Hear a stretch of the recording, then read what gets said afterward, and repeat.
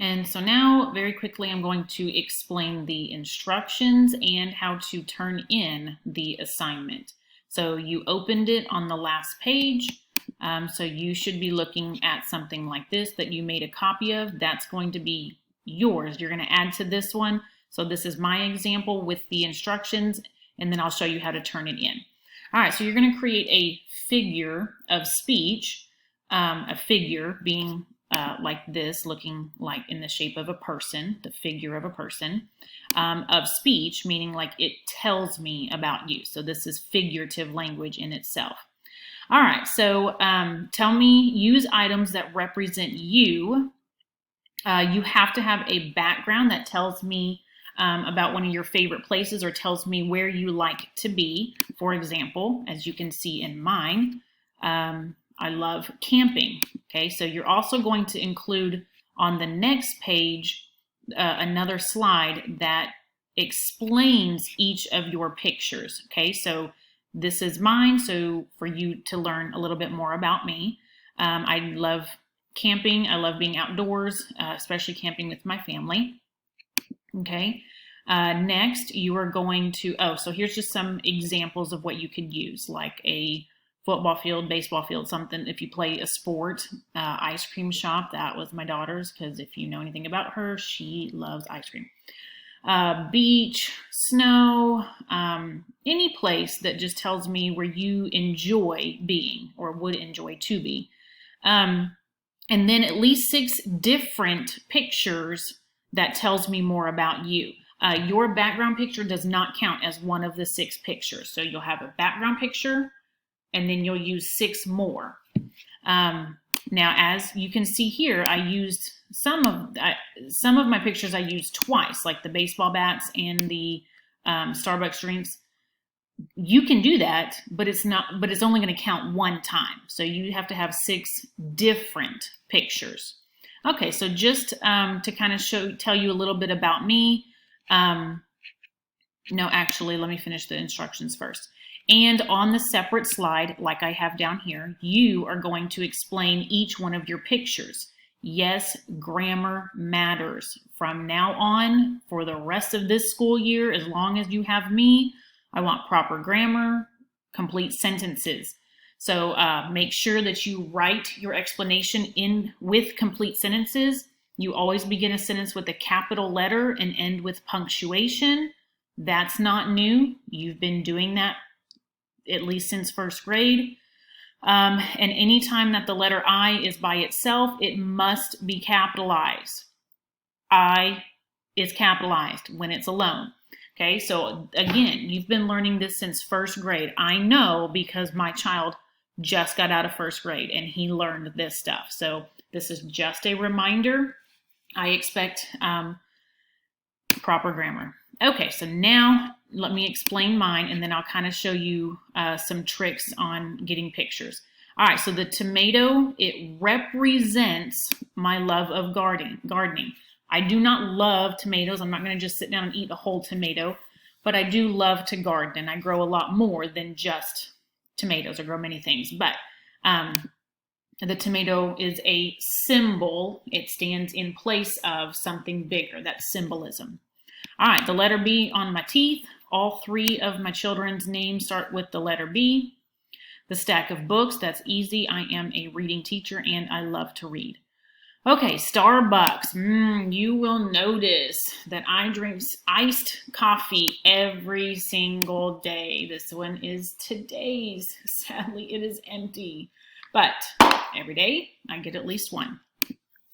And the baseball bat, again, this is symbolic. It represents my love for watching my children play sports, not just baseball, but softball, soccer, and volleyball so far. We might add football and more to that.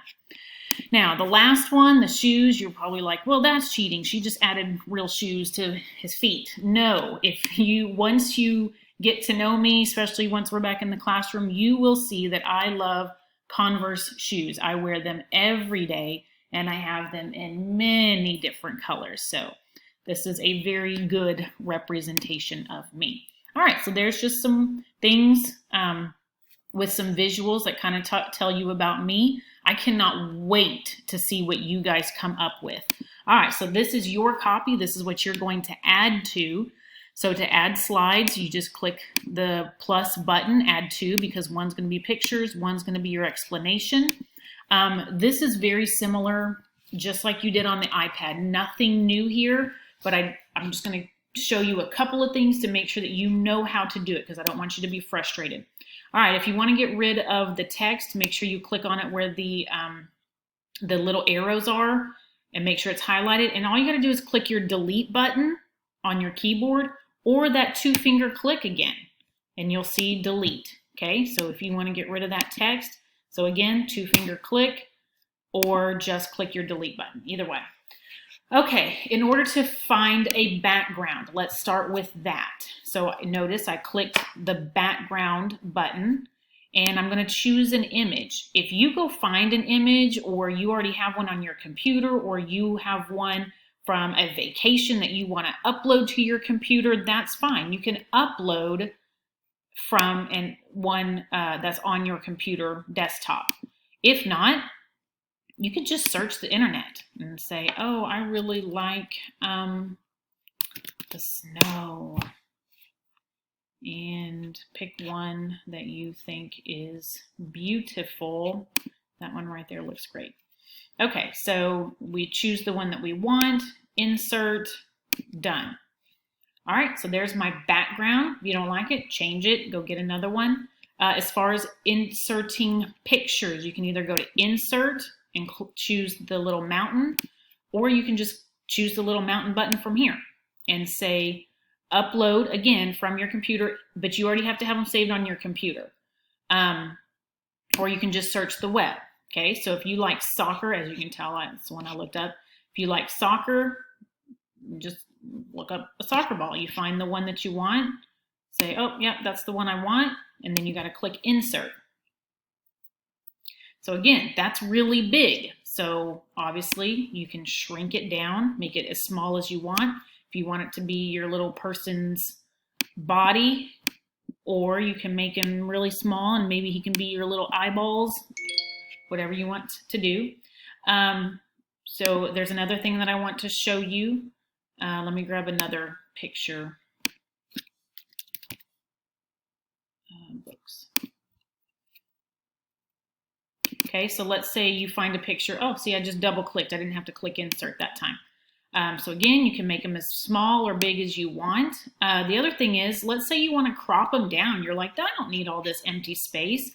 You can just double click on him, and these black lines will come up, and you can shrink it in to as small as you want. Or you can even make it smaller if you're like, I don't need all these books. Let's just go to that one. That's fine too. And see, only what you cropped down to will show. Another way to crop it is this little button that looks kind of like a square crossing over. And notice it says crop. Okay, so that's the same thing, crop button. The other thing I want to show you is this blue button. You can turn him any direction that you want. If you want him on a side, even if you want them upside down, but I'm going to show you another way to do that. Okay, so let me put them back. All right, and then you've got a lot of options right here where it says format. Okay, definitely play around with this because you can do lots of stuff. Like you can flip him from side to side. I hope you noticed. Let me make him bigger so you can see. Okay, so you can flip from side to side. You can even make it upside down, which you can't really tell a whole lot because it's a stack of books, but it's moving. Okay, so play with your rotation. Position, it's just easier to just move them around and make them smaller. Recolor, you can do this on any picture. Okay, so if you're like, oh yeah, I really want it in black and white, or lighter black and white. Or if you're like, man, I really like that sepia color. Okay, so you can recolor a picture that you grabbed from the internet. Adjustments, you can make it, watch this, you can make it transparent. You can make it kind of see-through. Isn't that kind of cool? Okay, even your background. Let me show you your background. Okay, maybe not now, but there is a way to do that too. Okay, so we want to make it brighter, contrast, play with that. The drop shadow. You probably won't use this very much. Okay, so did you notice that a shadow underneath it dropped? You know, it's possible, but you probably won't use that. Anyway, and then reflection. Let me show you what this is about. Okay, so notice that it just dropped a reflection like it's on water. Okay, when I click that button. All right, so that's all I wanted to show you is just how to play around and make sure that you remember how to edit and throw in pictures. It's a whole lot like you did in the on your iPad. Now let me show you how to turn it in. Okay, one moment. Oh yeah, so it does tell you here, click next in the bottom right for the final page. And I put on here also that it is due today, August 21st, by midnight. This shouldn't take you very long, and it should be pretty interesting, pretty fun. Okay, so this is where you turn it in, and the instructions are the exact same as that was on your actual slide. All right, so it says submit assignment. That should be your first clue that that's where you're going to turn it in. You can choose a file, like if you have to take a screenshot and it saves to your computer, that's where you would use that. But yours is in your Google Drive, okay? And this is why we create folders. So you're going to click on the link that says Google Drive. Yours will load in this, your Google Drive is going to load here. It might have a little kind of turquoise button that says link or something like that. And you can click link, that's fine. It's just going to sign you into Google. Mine doesn't show up because I'm in student mode, but that's what I have to do. Anyway, so all you have to do is go to your reading folder because that's where you saved it and grab it and turn it in. You'll say upload.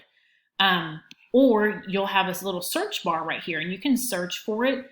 Just type in one of the words. If you just type in the word figure, it'll pop right up. Okay?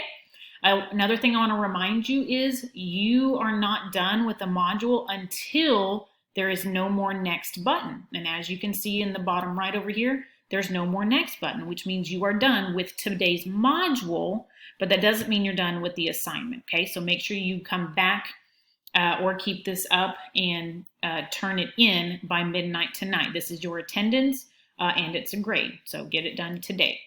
Feel free to email me if you have any questions, or I will be on the live Zoom during my synchronous times.